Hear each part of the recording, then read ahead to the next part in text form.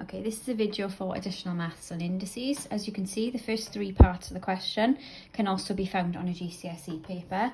The bottom part of the question is the only part that is found on additional maths, so you don't do this part on your GCSE paper at all, okay? So if you have a look at the first question, so I've got 25 to the power of 3 over 2. That means I'm finding the square root of 25 and then taking that to the power of 3, so I'm cubing it. If we look at the next one then, now it is a negative, so I would suggest putting it over 1 straight away. Then it means I'm finding the cube root of 27, because there's a 3 on the bottom, and taking that to the power of 4, okay?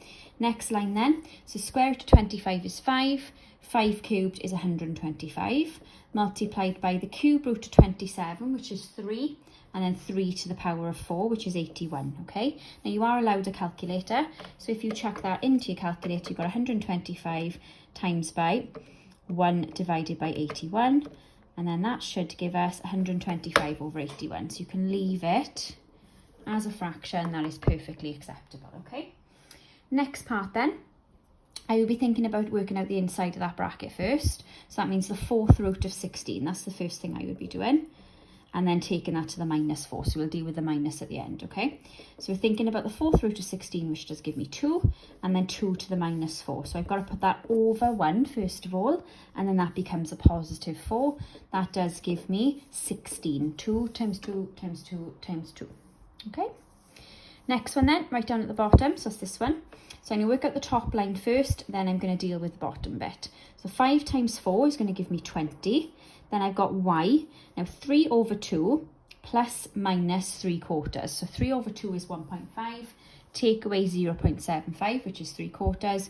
You do get left with 3/4. And that's all divided by y is equal to. So you've got 3 1/4.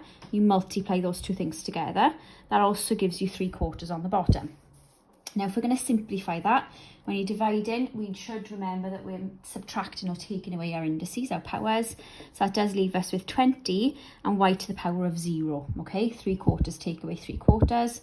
If we simplify that again, that just leaves us with 20.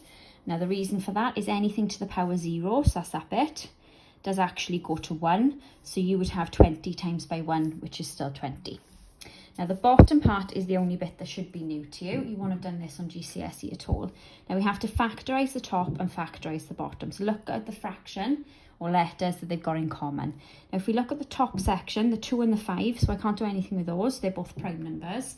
However, I've got 1/3 and 4/3. They've both got at least 1/3 in common. So I can take that outside the bracket, and that leaves me with 2 plus 5x to the 3 over 3. I've taken out a factor of 1/3, so I've taken 1/3 away from 4/3.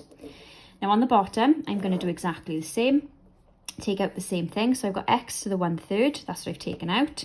So that means I would be left with just a whole 4 on the bottom. If I multiply those together, I get back to 4x to the power of 1/3. Now the bits that I've taken out, the factors, the bits in common can cancel. So what I've actually got left is 2x to the 3 over 3, which is like 1, isn't it? All divided by 4. Okay.